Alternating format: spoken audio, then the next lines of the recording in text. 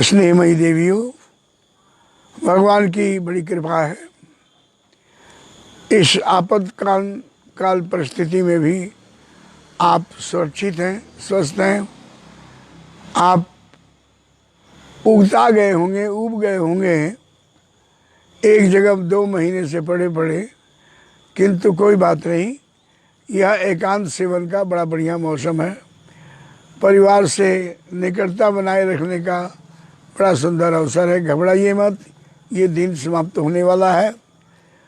श्री तुलसी मानस मंदिर, सप्त सरोवर रोड, हरिद्वार में पिछले 40 वर्षों से गंगा अवतरण दिवस, गंगा दशहरा के नाम से आश्रम का वार्षिक उत्सव मनाया जाता रहा है। अभी भी, आज भी हमने वो सालाना जो उत्सव है वो अभी प्रारंभ किया है।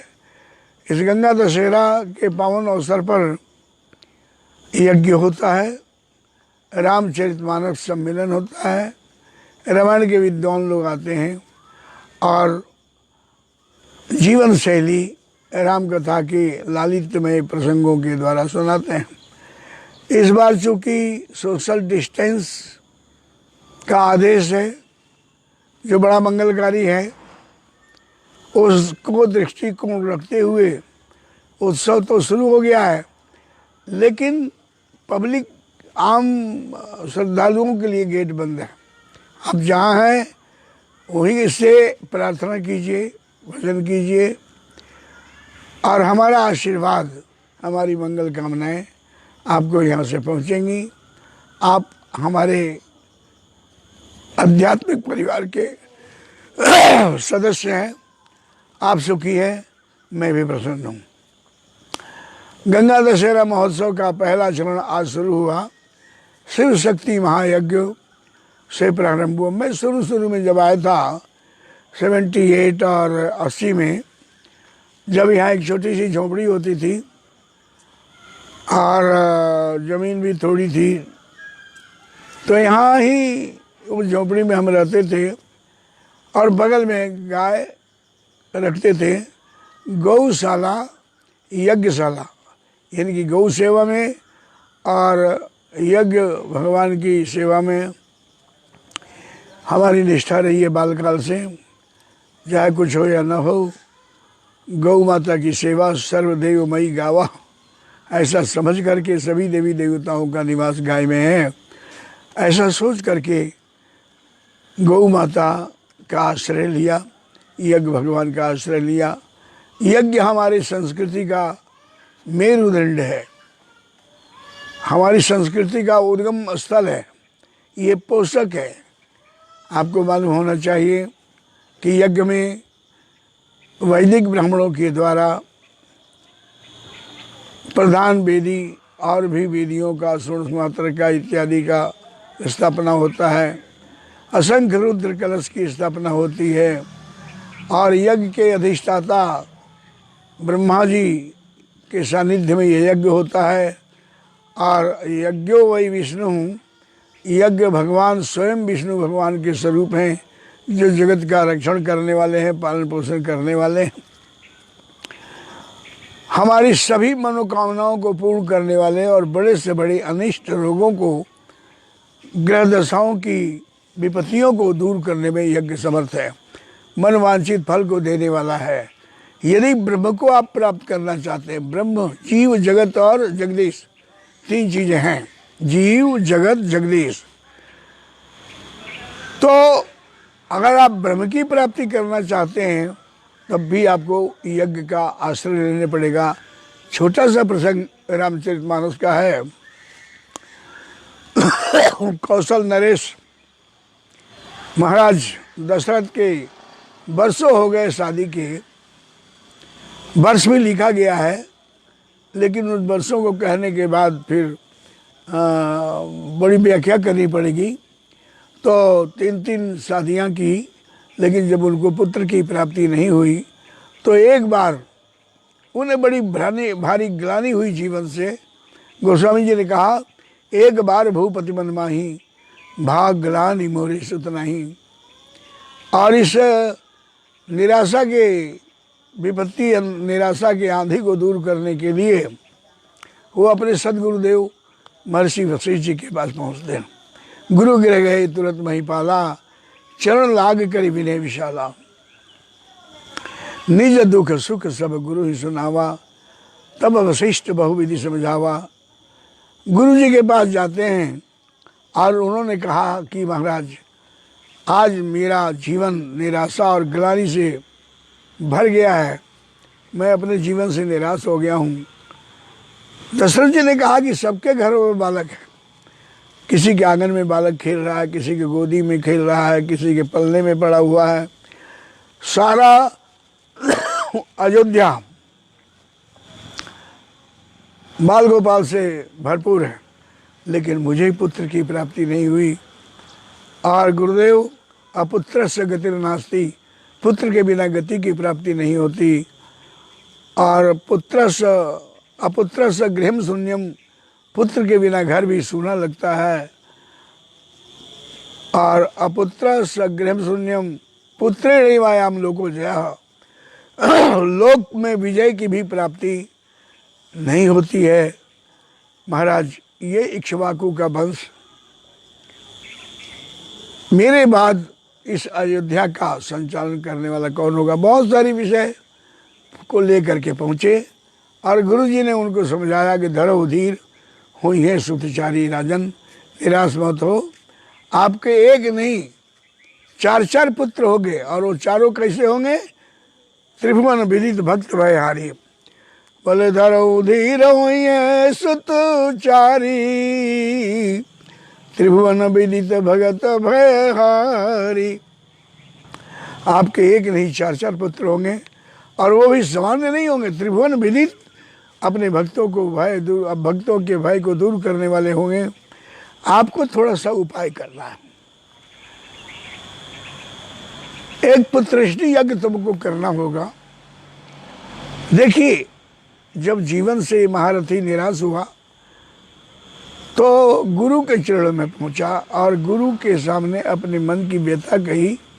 और फिर गुरु जी ने कहा कि कोई बात नहीं, तुम्हें पुत्र की प्राप्ति होगी, लेकिन तुम्हें यज्ञ करना पड़ेगा। तो ब्रह्म की प्राप्ति अगर करना हो तब भी आपको यज्ञ करना पड़ेगा। और श्रृंगी ऋषि महाराज के आचार्यत्व में दशरथ जी ने पुत्रष्टि यज्ञ किया और अग्नि देवता प्रकट हुए और उन्होंने खीर का प्रसाद दिया। भगत सहित मुनि आहुत दीने, प्रगटे अग्नि चरु कर लीने। और महाराज अग्नि देवता ने कहा, यज्ञ पुरुष भगवान ने कहा कि सकल काज भाषी तुम्हारा, जो वशिष्ठ का हृदय विचरना। इस तरह से खीर तीनों रानियों में बांटने की लंबा प्रसंग हो जाएगा। खीर बांटने की विधि विधान सब कुछ बता दिया और माताओं ने खीर को खाया और बाद में उनको 4 पुत्रों की प्राप्ति हुई, राम और लक्ष्मण, भरत, शत्रुघ्न की। मैं ये कहना चाहता था कि यदि आप ब्रह्म को प्राप्त करना चाहते हैं तब भी यज्ञ करना पड़ेगा, जैसे श्रृंगी ऋषि के द्वारा वशिष्ठ जी ने कराया था।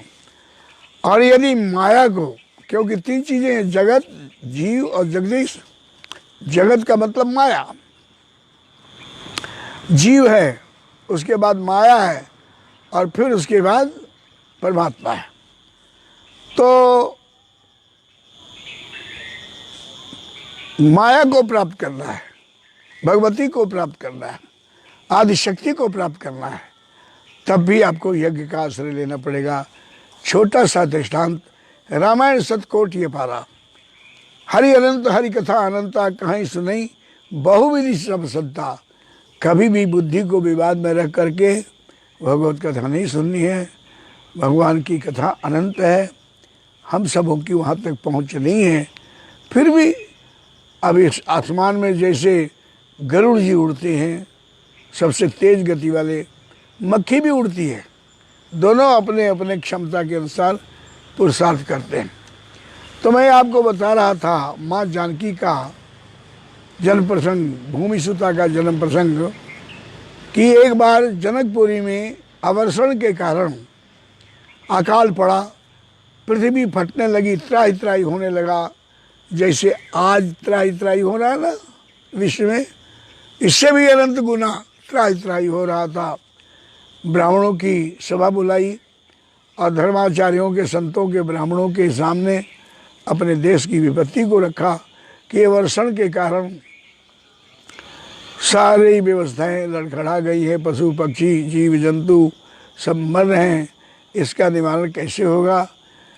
तब ऋषियों ने कहा कि आप वरुण यज्ञ कीजिए, जल के देवता वरुण देवता है, तो वरुण यज्ञ कीजिए और वरुण यज्ञ के बाद आपके यहाँ बरसात भी होगी और प्रकृति भगवती का साम्राज्य होगा, सब लोग सुख शांति का अनुभव करेंगे। फिर बताया कि हल बनेगा सोना का और उसमें जो फार है जिसको सीता कहते हैं वो बनेगी सोने की, और जनक जी और सुनैना जी दोनों मिलकर के हर को चलाएंगे। तो ऐसा ही हुआ, सोने का हर बना, फाल बना, फार जो जिससे जोतते हैं। पुराने ज़माने की बात है, अब तो बड़ा आधुनिकीकरण हो गया, ट्रैक्टर वैक्टर आ गया है, लेकिन ट्रैक्टर के अंदर जो चक्के लगे होते हैं, कांटे लगे होते हैं, उसी सीता का, उसी फाल का विकल्प है।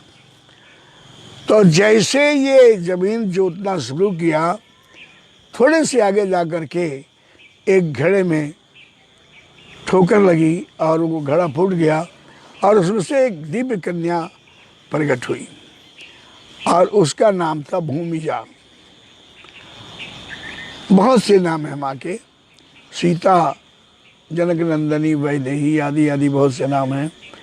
तो ब्रह्म को प्राप्त करना हो राम जी को तब भी यज्ञ करना पड़ेगा, माया को प्राप्त करना हो तब भी यज्ञ करना पड़ेगा, और इन दोनों के विवाह ब्रह्म और माया की, ब्रह्म और माया जब एक हो जाते हैं तब सृष्टि का संचालन होता है, सृष्टि की उत्पत्ति होती है। तो इन दोनों के लिए भी यज्ञ की आवश्यकता है। ब्रह्म को प्राप्त करना है तो यज्ञ, माया को प्राप्त करना है तो यज्ञ, और यदि दोनों को एक साथ प्राप्त करना है तब भी यज्ञ करना पड़ेगा। और उस नाम का यज्ञ था, उस यज्ञ का नाम था धनुष यज्ञ। धनुष यज्ञ तक राम जी को पहुंचाने का श्रेय महर्षि विश्वामित्र जी को हुआ और कोई और समस्या नहीं थी। विश्वामित्र महामुनि ज्ञानी, बसई विपिन शुभवाश्रम जानी, तहाँ जग जप जोग मुनि करही, अति सुबाहु मारी चही डरही, करे उपद्रव मुनि दुख पावही। जब ये यज्ञ करते थे तो राक्षस लोग आ करके और उसमें विघ्न बाधा डालते थे। गाधि तनय मन चिंता व्यापी, प्रभु बिन मरहि निश्चर पापी। और इस तरह से विश्वामित्र जी अयोध्या में आते हैं और अयोध्यानाथ ने उनका आगत स्वागत सत्कार किया। और फिर दशरथ जी ने पूछा कि प्रभु कई कारण आगमन तुम्हारा, आपका आना कैसे हुआ। तो उन्होंने अपनी विपत्ति बताई कि असुर समूह सतावत मोही, मैं जाचन आयो निर्वतो ही।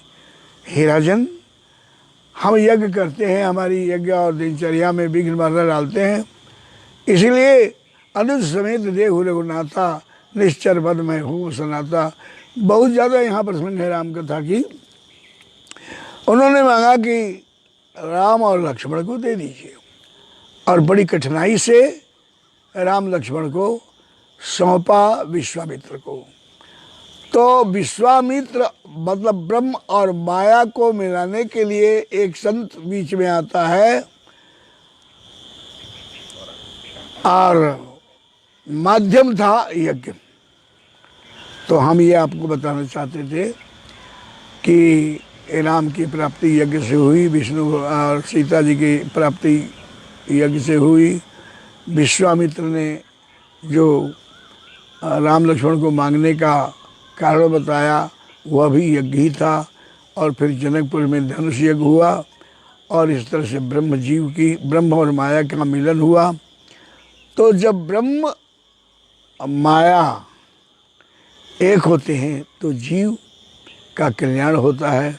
मायामयी ये जगत है और ब्रह्ममयी ये जगत है। सर्वम खल्विदम ब्रह्म, सब ब्रह्म ही ब्रह्म है, ऐसा कहा गया है। तो मैं आपको ये बताना चाहता हूँ, इस वक्त तो यज्ञ बहुत ज़रूरी है, चाहे आप पारिवारिक स्तर पर करें। बहुत से ऐसे परिवार हैं हमारे जिनके यहाँ आजकल रोज यज्ञ हो रहा है। सब परिवार बैठते हैं, पूजा ही तुम्हें सहित परिवार आप, भगवान ने जैसा कहा है, सब परिवार बैठते हैं, यज्ञ करते हैं। आपको भी स्वयं कर सकते हैं तो कीजिए, नहीं तो ब्राह्मण को बुलाइए, छोटा मोटा जैसा भी है हवन इत्यादि कराइए। हम भी करा रहे हैं। इस यज्ञ से देवताओं की प्रसन्नता होती है। जब हम यज्ञ हवन कथा कीर्तन इत्यादि सत्कर्म जब भूल जाते हैं तो देवताओं का प्रकोप होता है और तब ऐसी विपत्तियां आती हैं जैसे कोरोना आया हुआ। तो इनकी निवृत्ति के लिए आपको यज्ञ करना चाहिए, यज्ञ कीजिए। अगर नहीं कर पाए किसी कारणवश, वैसे कोई बहाना ऐसा नहीं है, किसी मंदिर में जाकर करा लीजिए, कहीं भी कर लीजिए, जैसा देश काल हो ऐसा कर लीजिए। तो यज्ञ करिए। और हम जो यज्ञ कर रहे हैं, इस यज्ञ के माध्यम से पूरा विश्व, सनातन जगत का संदेश रहा है, सर्वे भवन्तु सुखिनः। हम विश्व का कल्याण चाहते हैं, लेकिन इस बार जो अनुष्ठान चल रहा है इसमें विशेषता एक रखी गई है, वो है कोरोना की विपत्ति से बचाव हो हमारे समाज का, हमारे देश का। ये पूरे देश के लिए, समाज के लिए यज्ञ हो रहा है। और इसमें अच्छा कुछ वैदिकों के द्वारा, ब्राह्मणों के द्वारा विधि विधान का भी प्रयोग हो रहा है। तो आज का प्रसंग इतना ही हम आपको बताना चाहेंगे कि यज्ञ कीजिए। और क्या, नित्य सायं 7 बजे सत्संग की सूचना आप सबको दी जाती है। और आने वाली दिनों में हम छोटे छोटे अंशों में आपको बहुत कुछ बताना चाहेंगे। यज्ञ में हम कहते हैं स्वाहा। एक पंजाबी परिवार में हम बैठे थे और जो हम दैनिक यज्ञ करते हैं ना, तो हम बोल रहे थे कि स्वाहा स्वाहा। तो 1-2 मिनट के बाद वहाँ जो बैठी थी घर के लोग, औरतें, वो हंसने लगी। मैंने कहा कि भैया क्यों हंसे? तो उसने कहा, जो भी कहा, पंजाबी में स्वाहा कहते हैं राख को। जब गाली देते हैं ना, नाराज होते हैं, तो कहते हैं तेरे सिर पे स्वाहा। ये वो स्वाहा नहीं है। स्वाहा का मतलब समर्पण, स्वाहा का मतलब ऑफर टू ईट। सभी देवी देवताओं का यज्ञाचार्य नाम लेते हैं और नाम लेने के बाद स्वाहा करते हैं, यानी कि समर्पित करते हैं, ऑफर टू ईट। देवता लोग उस प्रसाद को पाकर, आपकी भावनाओं को पाकर हृष्ट पुष्ट होते हैं और फिर प्राकृतिक संतुलन बनता है। हमारी कृषि इस साल कितनी विपत्ति पड़ी, कुछ तो खेत में ही रह गए गेहूँ, कुछ कटे खेत पर पड़े रहे, वहाँ बीज जम गया। अन्न पर भी मार है, सब्जियों पर भी मार है।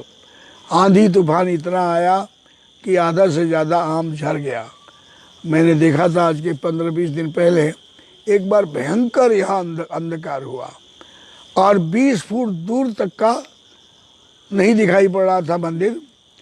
वो मैंने देखा कि प्रलय का साक्षात एक नमूना दिखाया प्रकृति ने हमारे को। एक बार सब डर गए, सहम गए, लेकिन अपने अपने ढंग से प्रार्थना में लोग लगे। 2 मिनट के बाद वह सब समाप्त हो गया। तो मैं ये कहना चाहता हूँ कि यज्ञ के माध्यम से, अच्छा सुनिए, कई लोग देश विदेश के हमारे भक्त इस यज्ञ से जुड़ गए हैं। उन्होंने अपना नाम भेजा, अपना गोत्र भेजा और हमने आज जो यज्ञ प्रारंभ हुआ है उन सब के नाम से, उनके गोत्र से उनके लिए संकल्प किया। और जो लोग नहीं भेज सके उनके लिए भी तो हमारी है कि सर्वे भवन्तु सुखिनः, आप जुड़ जाएं। तो इन्हीं शब्दों के साथ विराम लेते हैं अब आरती का समय हो रहा है और श्री तुलसी मानस मंदिर का आरती रोज़ ग्रीष्मकालीन समय है 7:30 बजे, और उस 7:30 बजे की आरती भी लाइव होती है। हाँ, और हमारे शिष्य कामेश्वरपुरी जी गाते हैं, आप उसको सुनिए, बहुत आनंद आएगा। आप मेरे पीछे मंदिर का दृश्य देख रहे हैं, शायद सायंकालीन है, बहुत बढ़िया नहीं आ रहा होगा, लेकिन तब भी देखिए, और अच्छी तरह से देखना है तो यहाँ आकर देखिए, लेकिन लॉकडाउन के बाद, अभी नहीं। अभी तो आप जहाँ हैं वहाँ रहिए। हमारे यज्ञशाला में जो ब्राह्मण लोग बैठे हैं उनके लिए भी सामाजिक दूरी की व्यवस्था हमने रखी है। आरती में जो लोग बैठते हैं उनके लिए भी सामाजिक दूरी की व्यवस्था रखी है। अभी मेरे पास जो स्वस्ति वाचन ब्राह्मण लोग कर रहे थे या सुन रहे हैं अभी, उनमें भी हमने डिस्टेंस रखा है, दूरी बना के रखा है। तो जैसे जैसे सरकार के तरफ से, वैज्ञानिकों के तरफ से, डॉक्टरों के तरफ से आपको मार्गदर्शन मिलता है, उसको फॉलो कीजिए, उसको पालन कीजिए और घर में रहिए।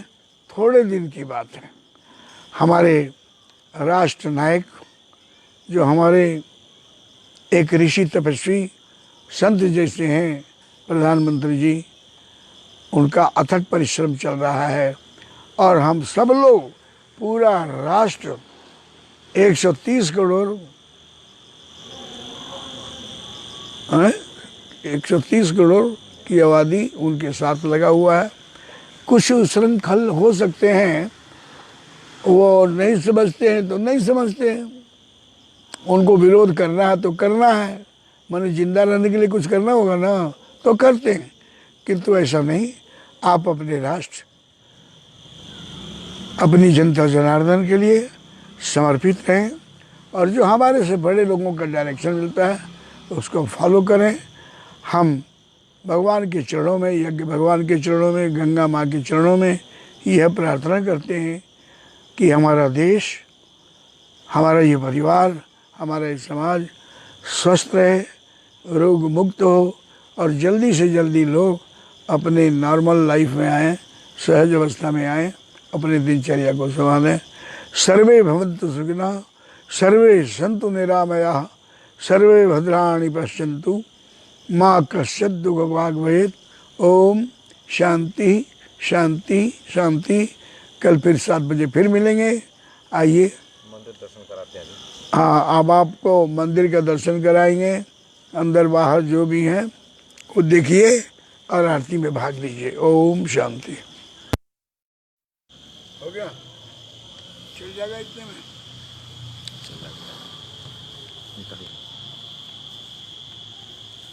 बहुत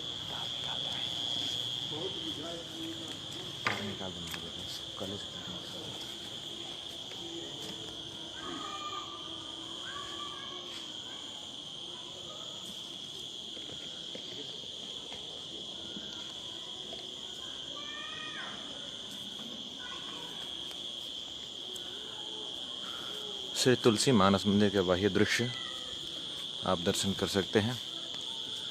नित्य आप लोग 7 बजे श्री स्वामी जी के द्वारा आशीर्वचन प्राप्त करें और मैं अभी भगवान के भी दर्शन कराता हूँ।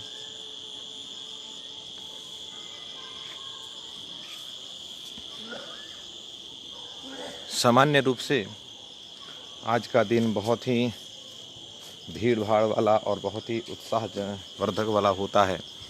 भक्तों का पूरा भीड़ इसमें रहता है और टेंट, पंडाल, संगीत वाली ये सब लोग रहते हैं।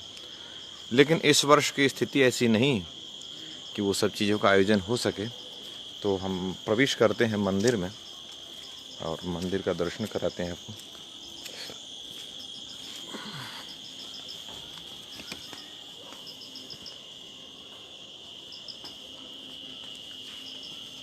ये अपने मंदिर के पार्क में भगवान भोलेनाथ विराजमान हैं।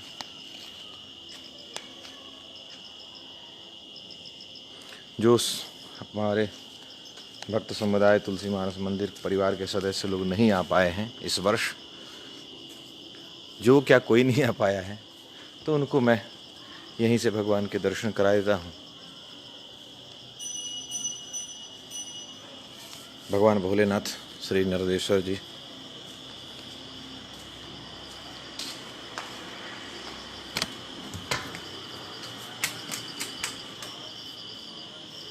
जयकार।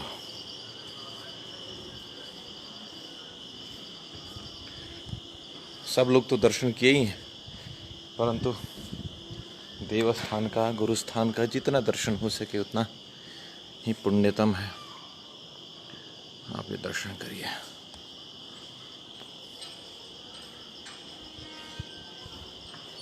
हम लोग मुख्य द्वार से प्रवेश कर रहे हैं। पंडित जी झूमर जलाइए।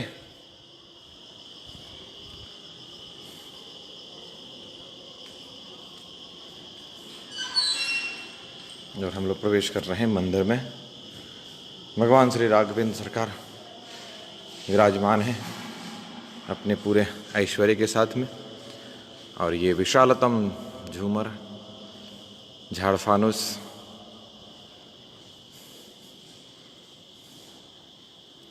आप दर्शन करें।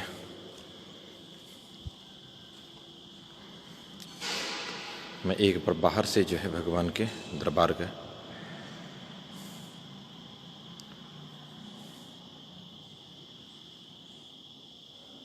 ये 360 डिग्री के कोण पे आपको दर्शन में करा रहा हूँ। ये दीवारों पे मानस की चौपाइयाँ, जो लोग हरिद्वार आए हैं सब जानते हैं, ये मानस की चौपाइयाँ सब यहाँ वर्णित हैं, लिखी हुई हैं दीवारों पे। अब हम चल करके आपको भगवान के दर्शन कराते हैं। आप जहाँ भी हैं भगवान को वहीं से नमन करें, प्रणाम करें, भगवान से प्रार्थना करें कि सरकार इस आपातकाल से मुक्ति मिले। विघ्नहर्ता श्री गणेश जी महाराज की जय हो।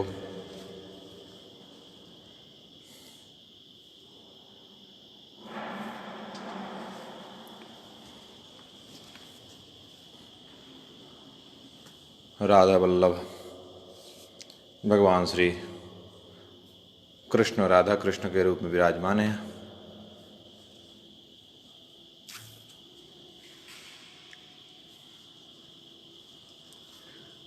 आज के तकनीक का बड़ा उपयोगिता है कि हम लोग घर से भी भगवान के दर्शन कर पा रहे हैं। हालांकि जो सुख मंदिर में पहुंच करके दर्शन का है वो इससे तो नहीं है, लेकिन कम से कम ना से तो बेहतर ही है।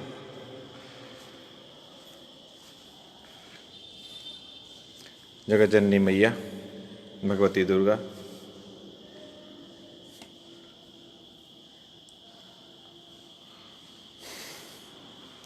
संकट मोचन हनुमान जी महाराज, दर्शन करें, भगवान से प्रार्थना करें। जी जी, आप सबको मैं सूचित करना चाहूँगा कि नित्य की सायंकालीन 7 बजे पूज्य गुरुदेव भगवान का आशीर्वचन हम सबको प्राप्त होगा। तो आप सबको इस समय से गुरु जी के इस फेसबुक पे और इस जो भी प्रवचन चल रहा है इसको आप शेयर भी करें, और लोगों को सूचना भी दें कि गुरु जी इस समय पर लाइव आकर के सत्संग करेंगे। अब मैं देखता हूँ गुरुदेव का पूज्य स्वामी जी भी आ रहे हैं मंदिर में, तो आइए आगवानी करते हैं।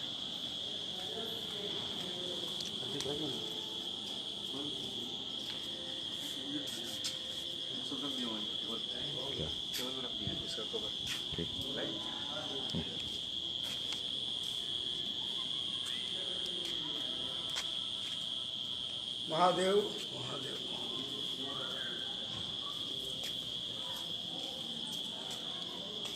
चलो बालक आरती में।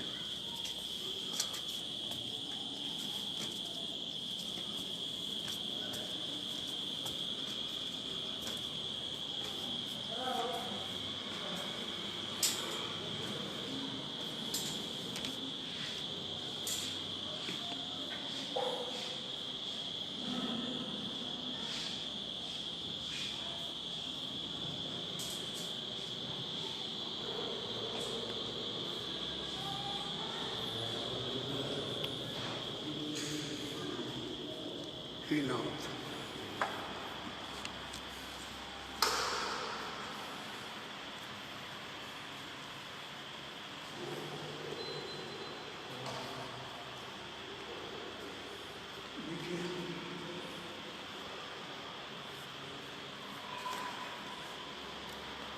मंदिर में पूज्य स्वामी जी पधार गए हैं। अब आरती का समय हो गया है। सामान्य दिन में इस समय भक्तों की संख्या बहुत होती है, लेकिन आज परिस्थितिवश ऐसा संभव नहीं हो पाया है।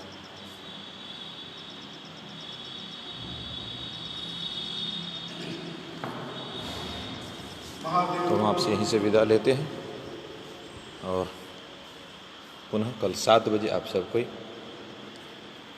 इस फेसबुक पेज से जुड़ करके पूज्य गुरुदेव का आशीर्वचन प्राप्त करें। तब तक के लिए श्री राम, जय जय राम।